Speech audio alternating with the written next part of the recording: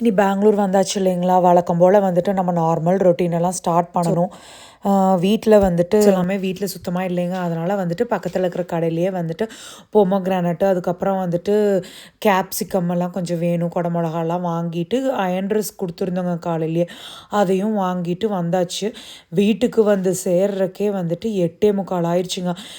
எங்கள் அம்மா வந்துட்டு குடல் குழம்பு கொடுத்து விட்டுருந்தாங்க. அதனால் கொஞ்சம் வந்துட்டு ரிலாக்ஸாக இருந்துச்சு. ஸோ அதோட வந்துட்டு அவங்களுக்கு சாப்பாடுனா ரொம்ப நல்லா பிடிக்குங்களா, அதனால் வந்துட்டு வந்ததையுமே சாப்பாடை ஊற வச்சுட்டு அதுக்கப்புறம் போய் ரெஃப்ரெஷ் ஆகிட்டு வந்துட்டு தாங்க மீதி வேலையை ஆரம்பித்தேன். ஒரு 10 நிமிஷம் தாங்க ஊற வச்சுருப்பேன். சரி வழி இல்லை, இது வந்துட்டு அன்பாலிஷ்ட் ரைஸ் சீக்கிரமாகவும் கொஞ்சம் ஊறிடுது.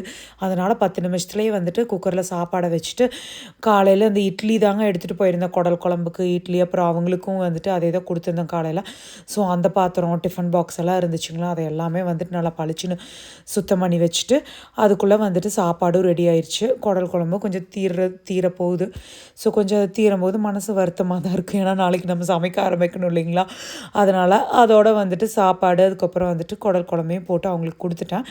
அவங்க சாப்பிட்ருக்கிற கேப்பில் வந்துட்டு நாளைக்கு கொஞ்சம் சுண்டல் தாளித்து கொண்டுட்டு போகலான்னு சுண்டலையும் ஊற வச்சுட்டு அதுக்கப்புறம் வந்துட்டு மீதி அவங்க கொடுத்துட்டாங்க. அந்த பிளேட்டையும் எல்லாம் கழுவி வச்சுட்டு கிச்சனை க்ளோஸ் பண்ணியாச்சுங்க. படுக்கிறதுக்கு ஒரு 10:30 ஆயிடுச்சு. இந்த வீடியோ பிடிச்சிருந்துச்சுன்னா பசு வ்ளாக்ஸ்க்கு சப்ஸ்கிரைப் பண்ணிக்கோங்க. தேங்க்யூ.